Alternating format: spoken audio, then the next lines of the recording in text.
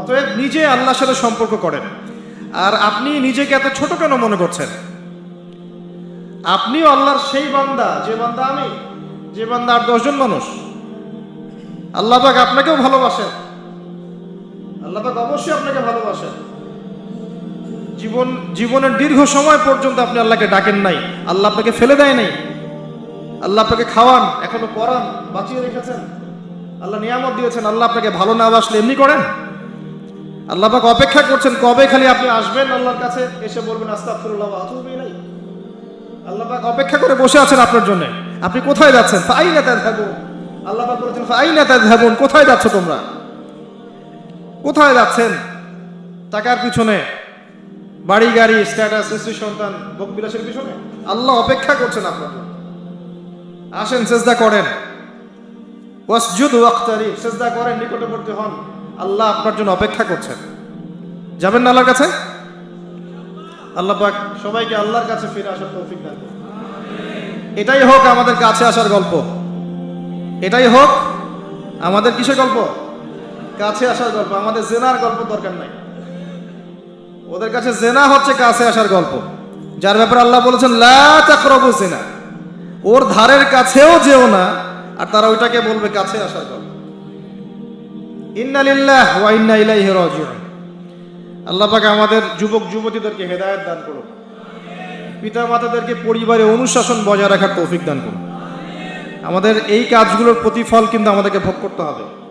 আমাদের মেয়েদের, আমাদের ছেলেদের, তাদেরকে আমরা কিভাবে বড় করছি এটার হিসেব কিন্তু আমাদেরকে চুকিয়ে দিতেই হবে।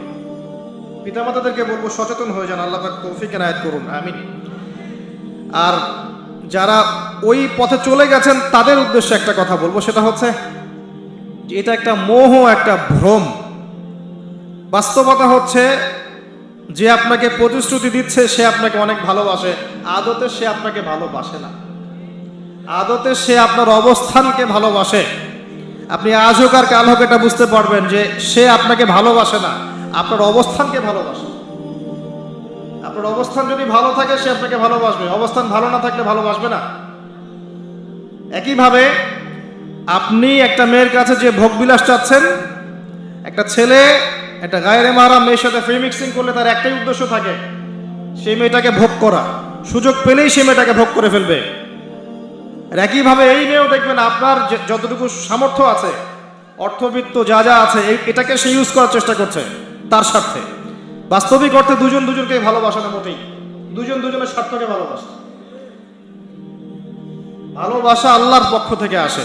কখন আসবে? যখন আপনি হালালের উপর থাকবেন, যখন আপনি বিয়ে করবেন হালালভাবে। অচেনা একটা মেয়ের প্রতি দেখবেন আল্লাহ পাক এমন ডিভাইন একটা লাভ দিয়ে দিবেন, ওয়াজআলা বাইনাকুম মাওয়াজ্জাতা ওয়া রাহমা। আল্লাহ পাক তার পক্ষ থেকে উভয়ের মাঝখানে হৃদ্যতা, ভালোবাসা, মহব্বত দান করবেন। সুবহানাল্লাহ। এটা ডিভাইন, আল্লাহর পক্ষ থেকে আসবে, ঐশ্বরিক। আর বাকিটা হচ্ছে ঐশাচিক, শয়তানি, প্রবৃত্তির দাসত্ব, ভোগবাদী। এগুলো খেয়াল রাখবেন। এতে করে যা হবে, আপনি একবার আপনার ইজ্জত হারায় ফেললে কখনো ফিরে পাবেন না। অদ্ভুত বিষয়, মানে এই বিষয়গুলোকে আমরা কিছু মনেই করি না এখন। আমরা কিন্তু কিছু মনেই করি না, মনে করি এটা একটা মানে সোশ্যাল কালচার। গার্লফ্রেন্ড বয়ফ্রেন্ড থাকবে, একটা সোশ্যাল কালচার। এভাবে যে কত ছেলে কত মেয়ে, লক্ষ লক্ষ কোটি কোটি নিত্যদিন জেনা করছে, আল্লাহ ভালো জানে। আল্লাহ পাক আমাদের যুব সমাজকে হেদায়েত করুন, আমিন। আর যে প্রশান্তির জন্য আপনি তার কাছে যাচ্ছেন সেটা তার কাছে নাই। প্রশান্তি আছে কোরআনের কাছে, প্রশান্তি আছে নবীর সুন্নায়, প্রশান্তি আছে আল্লাহর জন্য সেজদায়। তার আল্লাহর জন্য আল্লাহকে স্মরণ করে আপনি কাঁদবেন, প্রশান্তি পাবেন। আল্লাহর জন্য কিছু কাজ করবেন, তার দ্বীনের কোনো খেদমত করবেন, প্রশান্তি পাবেন। আল্লাহর কোরআনের 10টা আয়াত মুখস্থ করেন, মনে এমন শান্তি আসবে যেটা আপনি কোথাও পাবেন না। আমি চ্যালেঞ্জ করে বলছি আপনাকে, আপনি আল্লাহর কিতাবের আজকে গিয়ে 5টা আয়াত মুখস্থ করেন, অর্থটা পড়বেন, কয়েকবার চর্চা করেন, মানুষকে শোনান, আপনি মনে এমন একটা প্রশান্তি পাবেন যেটা পৃথিবীর কোনো জায়গায় পাবেন। এখানে প্রশান্তি এত এত বেশি মাত্রায় আসবে, যার খবর যদি ওই পশ্চিমারা জানতো তাহলে আমার কলিজায় বোম মেরে উড়িয়ে দিত। কথা বুঝতে পারেন নাই?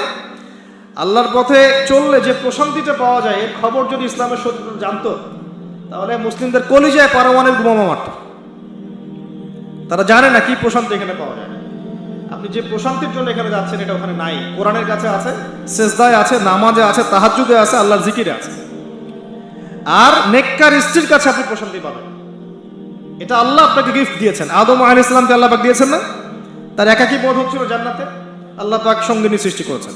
এখানে আপনি প্রশান্তি পাবেন, বাকিগুলো প্রশান্তির উৎস নয়। পরে দেখা যাবে ওখানে ছ্যাঁকা খেয়েছে, খেয়ে তারপরে মাদক সেবন করবে, তারপরে মিউজিকের কাছে যাবে, তারপরে দেখবেন যে পতিতালয়ে যাচ্ছে, তারপরে হয়তো গুন্ডামি করবে, জীবনটা উশৃঙ্খল হয়ে গেল। কেউ কেউ আত্মহত্যাও করবে, কারণ হচ্ছে ওই যে শুরুতে একটা মেয়ের সাথে প্রেম করে ছ্যাঁকা খেয়েছে, ওখানে প্রশান্তি খুঁজেছে, শয়তান এদেরকে নিয়ে খেলেছে, এক পর্যায়ে দুজনের জীবন নষ্ট করে ফেলে দিল।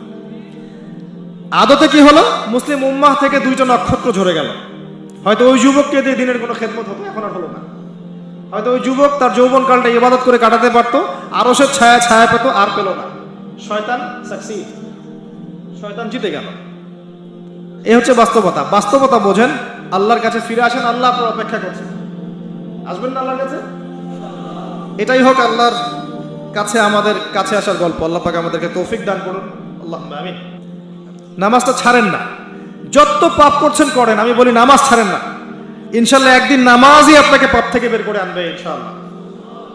শয়তান আপনাকে হতাশ করতে চাইবে, শয়তান আপনাকে হতাশ করতে চাইবে যে তুই তো গার্লফ্রেন্ডের সাথে কথা বললি, রাতের বেলা পর্ন দেখলি, তুই তো ফ্রি মিক্সিং এ আছিস, তুই মাদক দ্রব্য খাচ্ছিস, তুই কাজে ফাঁকি মারিস, তুই ট্যাক্স আদায় করিস নাই, দুর্নীতি করছিস, তুই আবার নামাজ পড়বি কেন? শয়তান আপনাকে এগুলো বোঝাবে কিন্তু, যে নামাজ তো আমার শোভা পায় না, আমি তো অনেক পাপী মানুষ।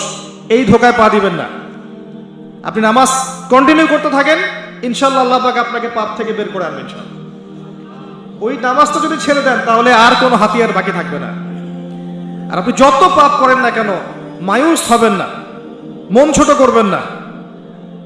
আপনার একটা সেজদা, যে সেজদা আপনি চোখের পানি ঢেলে দিয়েছেন আল্লাহর কাছে, যে আল্লাহ আমার ভুলগুলো তুমি মাফ করে দাও, আমার তওবা তুমি কবুল করো, ইনশাল্লাহ দেখবেন ওই একটা সেজদা যদি কবুল হয়ে যায়, আল্লাহ পাক আপনার সব গুনাহ মাফ করে দিবেন ইনশাল্লাহ। হতাশ হবেন না। শয়তান হতাশ করতে চাইবে মানুষকে, শয়তান মানুষকে হতাশ করতে চাইবে। এমনকি আপনার যদি পাহাড়ের পরিমাণ ঋণ থাকে, ওই ঋণ শোধ করার ব্যবস্থা আল্লাহ পাক করে দিবেন ইনশাআল্লাহ। হতাশ হবেন না, নামাজ ছাড়েন না। আর আমি একটা কথা বারবার বলেছি, আবারও বলছি, যে চলমান যে 3G 4G নামাজগুলো চলছে, এগুলো থেকে নিজেকে দূরে রাখবেন। সব এখন ডিজিটাল, নামাজও ডিজিটাল। দেখা যায় যে 5 মিনিটের মধ্যে 4 রাকাত নামাজ শেষ, মাশাআল্লাহ। ইমাম সাহেব যদি 10 মিনিট পড়ায় দেয়, তাহলে তো তার চাকরি নট। বোঝেন না? এত তারা, আমার সময় নাই, আমরা ব্যস্ত মানুষ, এত সময় লাগে নামাজ পড়তে? ইমাম সাহেবকে বলছে, কমিটি ইমাম সাহেবকে চার্জ করছে, অথচ ইমামের উচিত তাদেরকে চার্জ করা। উল্টে গেছে এখন আর কি। ওইদিকে আসবো আমি। দাসী তার মনিবকে জন্ম দিবে, মানে সমাজের ন্যায় অন্যায়, ভালো মন্দ, হক বাতিলের মানদণ্ড উল্টে যাবে। দাসী কখনো মনিবকে জন্ম দেয়? মানদণ্ড উল্টে যাবে। আসেন, রিল্যাক্সে নামাজ পড়বেন ইনশাআল্লাহ। আল্লাহ পাক তৌফিক দান করুন। নামাজের মধ্যে যা পড়ছেন এটাকে বোঝার চেষ্টা করতে হবে অর্থটা, তখন দেখবেন নামাজে মনোযোগ বাড়বে ইনশাআল্লাহ।